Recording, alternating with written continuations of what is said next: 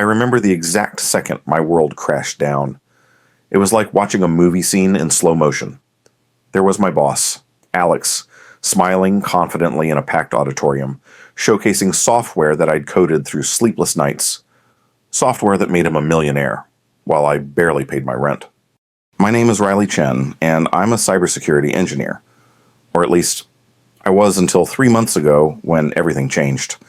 I'd been working at FinSecure for 2 years, pouring my heart and soul into creating what would become the most advanced network security system in the industry.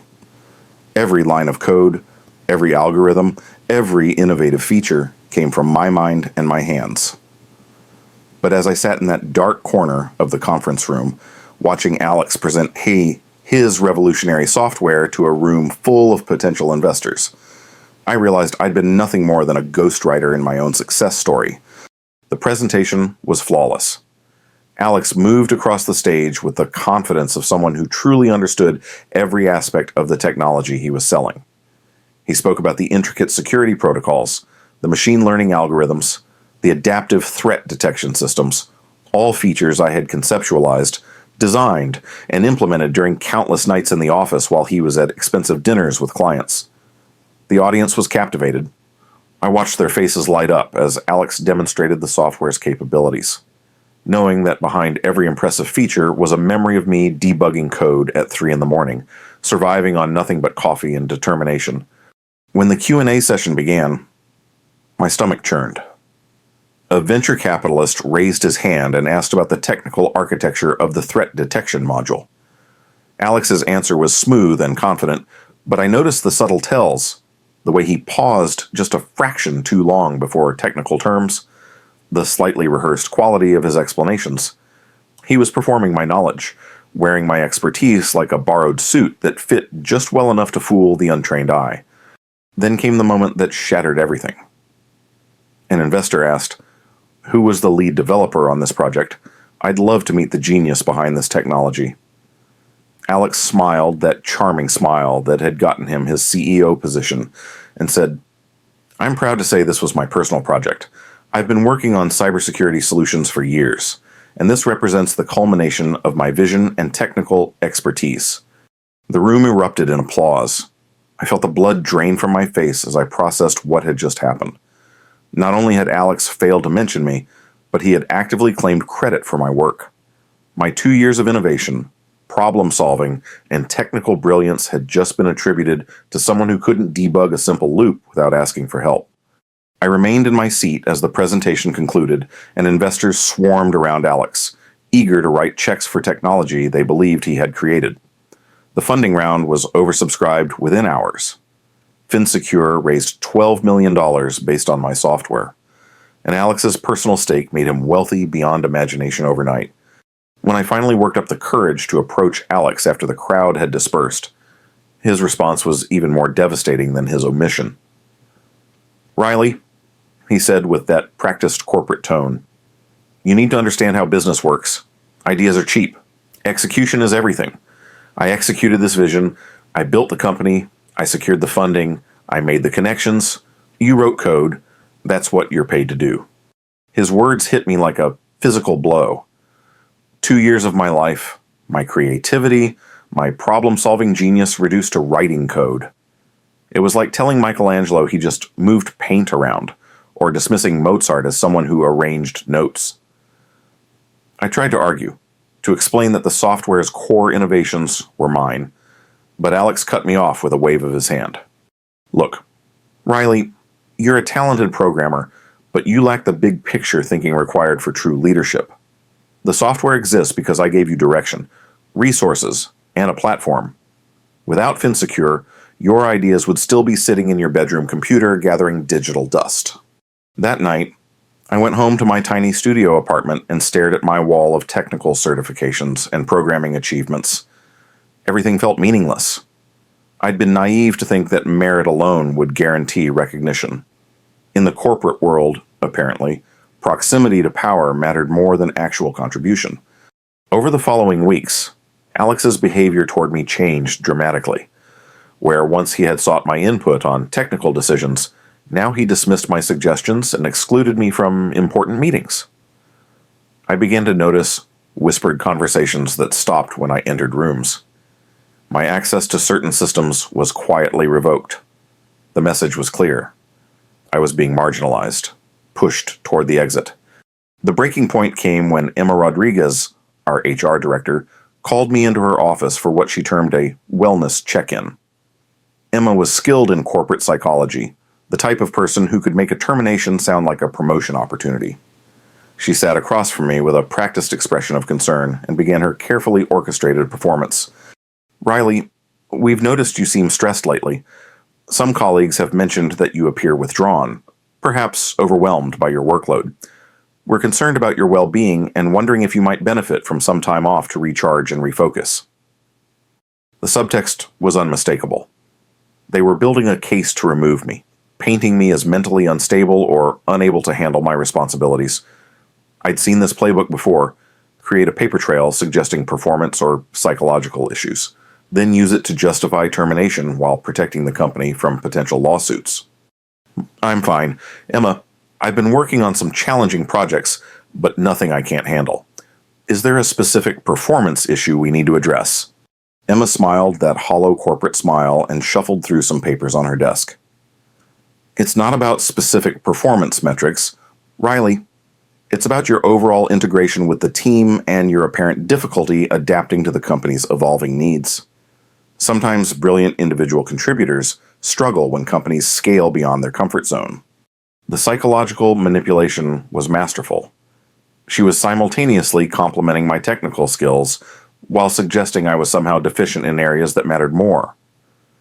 The meeting concluded with Emma scheduling a follow-up development conversation for the following week, which I knew would be the formal beginning of my exit process. That evening, my colleague Marcus Williams caught me in the parking garage.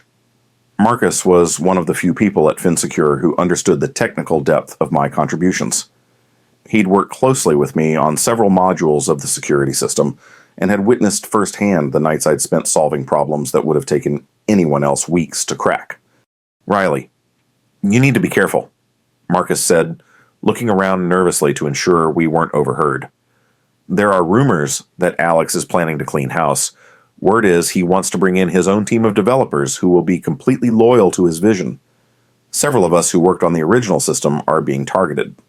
Marcus's warning confirmed what I'd already suspected, but hearing it stated so directly still felt like a punch to the gut. "They can't just erase my contributions. Marcus, I have documentation, emails, commit histories. There's a paper trail proving my work." Marcus shook his head sadly. "You're thinking like an engineer, not like a corporate executive. Alex doesn't need to erase your contributions. He just needs to reframe them. You implemented his vision. You followed his architectural guidance. You were part of a team led by his strategic direction.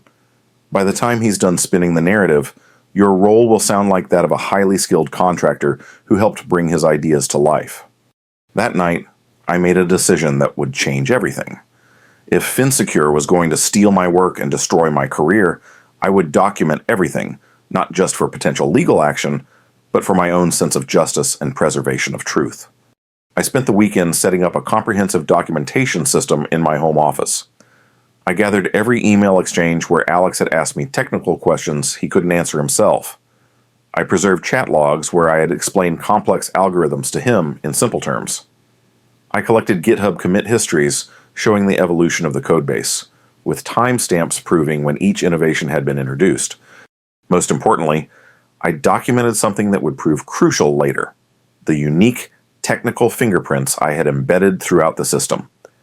Every experienced programmer develops certain coding styles, preferred algorithms, and distinctive approaches to problem solving. These signatures are as unique as DNA, and I had unconsciously woven mine throughout the entire FinSecure security platform. I also discovered something that made my blood boil, hidden in Alex's computer files, which I still had access to as a senior developer, were documents outlining his plan to phase out the original development team once the funding was secured. He'd already begun interviewing replacements, cheaper developers who would maintain the existing system without understanding its deeper architecture. The firing came 2 weeks later, delivered with corporate precision designed to minimize legal exposure. Alex called me into his office with Emma present as a witness.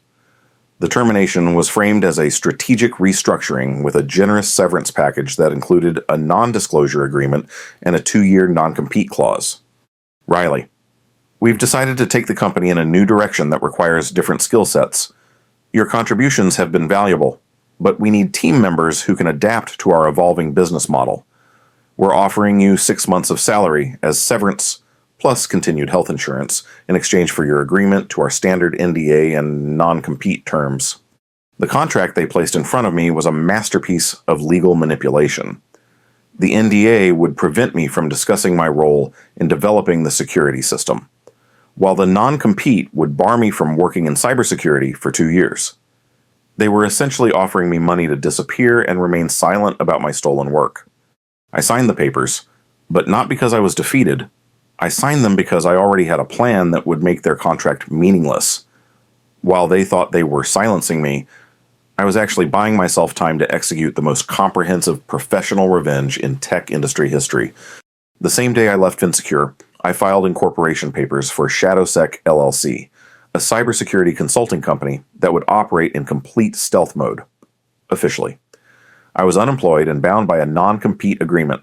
Unofficially, I was about to become Alex's worst nightmare. I spent the next 6 weeks working 18-hour days in my apartment, completely rebuilding and dramatically improving the security system that Alex had stolen. But this wasn't just about creating a better product.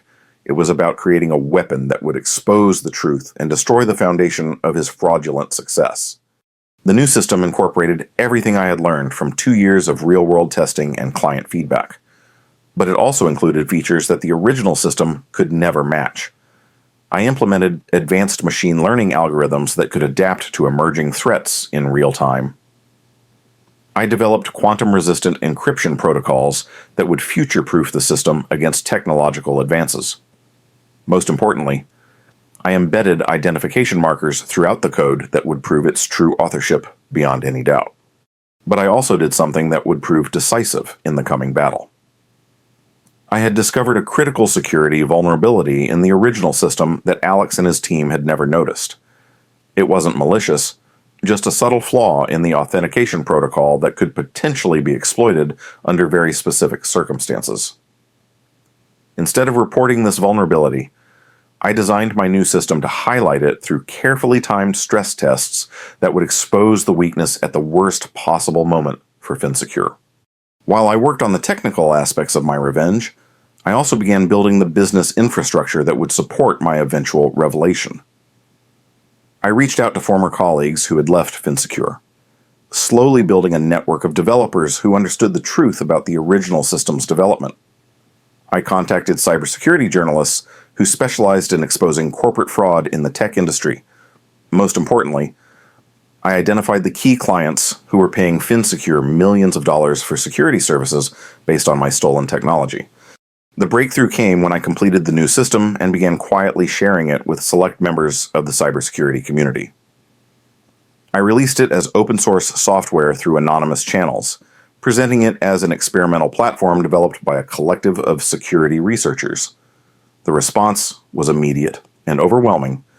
Within days, security experts around the world were analyzing the code and marveling at its sophistication. Tech blogs began writing about this mysterious new platform that seemed to leap years ahead of existing commercial solutions. The system's performance and independent testing was so superior to current market leaders that it quickly gained legendary status in cybersecurity circles. Then the phone calls started coming to ShadowSec. Major corporations that had been paying FinSecure for security services began reaching out, wanting to know if this revolutionary new platform could be adapted for commercial use. Investment firms started making inquiries about licensing opportunities. Government agencies expressed interest in evaluation contracts. I had created a perfect storm.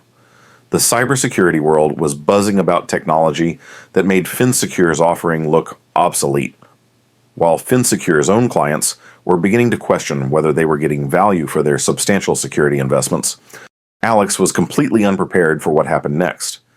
The vulnerability I had identified in the original system wasn't actually dangerous. It was more like a hidden stress point that would cause performance degradation under specific load conditions. I had designed a series of automated tests that would trigger these conditions simultaneously across multiple client installations. On a Tuesday morning in March, exactly 3 months after my termination, the vulnerability activated across FinSecure's entire client base. The security system didn't fail catastrophically. That would have been unethical and potentially dangerous. Instead, it began generating false positives, slowing down network performance, and displaying error messages that suggested the system was struggling to cope with modern threat patterns. The timing was perfect. Tech journalists had been primed with information about the superior alternative platform. Major clients had already been questioning their security arrangements, and the industry was ready for disruption. When FinSecure's system began showing signs of obsolescence, it triggered an avalanche of client departures. Within 48 hours, 3 of FinSecure's largest banking clients had terminated their contracts. By the end of the week, the company had lost over 60% of its revenue base. Alex found himself trying to explain technical problems he didn't understand to angry clients who had already found a better alternative. But the real devastation came when I decided to reveal the truth. I had been working with investigative journalist Sarah Chen, who specialized in exposing intellectual property theft in the tech industry. Together, we had prepared a comprehensive exposé that would demolish Alex's reputation and validate my claims to the stolen technology. The article appeared simultaneously in TechCrunch, Wired, and the Wall Street Journal. It detailed the entire story of how Alex had systematically stolen credit for my work, backed up with incontrovertible evidence. The GitHub commit histories showed the evolution of my code contributions. Email exchanges revealed Alex's technical ignorance and dependence on my expertise. Most damning of all, code analysis by independent experts confirmed that the new ShadowSec platform shared the same unique architectural signatures as the original FinSecure system, proving that the same person had authored both. The response was immediate and brutal. The tech community, which values technical merit above all else, turned on Alex with savage intensity. Social media exploded with support for my story and condemnation of FinSecure's practices. Industry leaders who had praised Alex's innovation just months earlier now publicly distanced themselves from him and his company. The legal battle that followed was swift and decisive. I had prepared for this moment by securing representation from Jennifer Martinez, one of the country's most aggressive intellectual property attorneys. She specialized in cases where individual inventors had been defrauded by corporate employers, and she took my case on a contingency basis because she was confident of victory. The lawsuit we filed was comprehensive. We sought not only recognition of my authorship of the security system, but also damages for the profits FinSecure had generated using my stolen work. We demanded the return of all intellectual property rights and an injunction preventing FinSecure from continuing to market or sell technology based on my innovations. Alex's legal team tried every possible defense. They argued that my work had been work for hire and therefore belonged to the company. They claimed that Alex had provided strategic direction that constituted co-authorship. They even suggested that I had somehow stolen the technology from FinSecure when I left the company. But the evidence was overwhelming.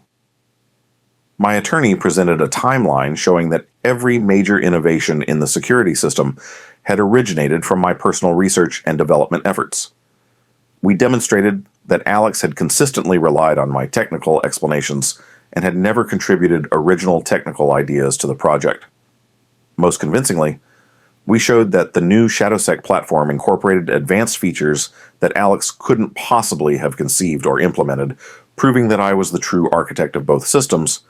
The technical testimony was particularly devastating for Alex. When questioned under oath about the specific algorithms and architectural decisions in the security system, he couldn't provide satisfactory explanations. His answers revealed a surface-level understanding that was clearly based on prepared talking points rather than genuine technical knowledge. The case never made it to trial, faced with overwhelming evidence and mounting legal fees. Alex agreed to a settlement that essentially gave me everything I had demanded. FinSecure would transfer all intellectual property rights for the security system to ShadowSec. Alex would publicly acknowledge my role as the primary developer of the technology. Most importantly, FinSecure would pay substantial damages that included not only my stolen profits, but also punitive amounts designed to deter similar behavior in the future. The financial impact on Alex was catastrophic. The settlement, combined with the loss of major clients and the collapse of FinSecure's valuation, left him personally bankrupt. He was forced to sell his luxury home, his expensive cars, and most of his other assets to meet his obligations. The board of directors removed him as CEO, and his reputation in the tech industry was permanently destroyed. But the most satisfying aspect of my victory wasn't financial, it was the restoration of truth and justice. The cybersecurity community now knew the real story behind one of the industry's most significant innovations. Young developers could see that talent and hard work could ultimately triumph over corporate manipulation and theft. ShadowSec, meanwhile, exploded into prominence. The publicity from the lawsuit and the proven superiority of our technology created massive demand for our services. Within 6 months, we had signed contracts worth more than $20 million with major corporations, government agencies, and financial institutions around the world. But success brought responsibility. I was determined that ShadowSec would represent everything that FinSecure had failed to be. We implemented radical transparency in our development process, with clear attribution for every team member's contributions. We offered equity stakes to all employees, ensuring that everyone would benefit from the company's success. We established mentorship programs for young developers and created internships specifically for underrepresented groups in technology. The company culture we built was based on meritocracy and mutual respect. Every technical decision was made collaboratively, with input from team members regardless of their seniority or corporate title. We published detailed technical blogs explaining our innovations, contributing to the broader cybersecurity community rather than hoarding knowledge for competitive advantage. As ShadowSec grew, we began attracting some of the industry's most talented developers, many of whom had their own stories of being undervalued or exploited by previous employers. Our reputation for fairness and technical excellence made us a magnet for people who wanted to work in an environment where their contributions would be recognized and rewarded. One of my most satisfying hiring decisions was bringing Marcus Williams onto the team as our Chief Technology Officer. Marcus had left FinSecure shortly after my termination, disgusted by the company's treatment of its technical staff. His deep understanding of the original system's architecture made him invaluable in our transition process, and his leadership skills helped us scale our development team effectively. We also hired several other former FinSecure employees who had been marginalized or pushed out during Alex's reign. Each of them brought valuable experience and a shared commitment to building something better than what we had left behind. The irony wasn't lost on any of us. Alex's toxic leadership style had inadvertently provided us with a core team of highly motivated, ethically driven professionals. The transformation of our former colleagues was remarkable to witness. Developers who had seemed burned out and disengaged at FinSecure became creative powerhouses when given proper recognition and resources. The collaborative environment at ShadowSec brought out innovations and problem-solving approaches that had been suppressed under Alex's authoritarian management style. Within a year, ShadowSec had not only replaced FinSecure as the market leader in network security, but had expanded into adjacent areas like cloud security, mobile device protection, and IoT security protocols. Our platform became the gold standard that other companies tried to emulate, and our technical papers were frequently cited in academic research. The personal satisfaction of this success was profound, but it was amplified by the knowledge that we were making a genuine contribution to digital security worldwide. Every cyber attack we prevented, every data breach we stopped, and every privacy violation we blocked represented real value creation rather than the extractive capitalism that had characterized Alex's approach. I also took great pleasure in the speaking invitations that began arriving from major tech conferences, where Alex had once presented my work to investors and industry leaders. I now had the opportunity to share the real story behind the innovations that had transformed cybersecurity. These presentations always included detailed explanations of the technical breakthroughs, giving credit to team members and acknowledging the collaborative nature of complex software development. The contrast with Alex's approach was intentional and pointed. While he had used my work to build a personal brand based on false expertise, I used our platform to educate the industry about real technical innovation and ethical business practices. The positive response from audiences made it clear that the tech community was hungry for authentic leadership based on genuine competence rather than manipulative charisma. One of the most meaningful aspects of ShadowSec's success was the impact it had on industry practices more broadly. Our transparent approach to intellectual property and employee recognition inspired other companies to reevaluate their own policies. Several major tech firms began implementing innovation attribution systems that ensured individual contributors received public credit for their technical breakthroughs. We also became a case study in business schools and law schools, illustrating both the legal risks of intellectual property theft and the business advantages of ethical leadership. The story of ShadowSec's rise and FinSecure's fall became a cautionary tale that resonated far beyond the cybersecurity industry.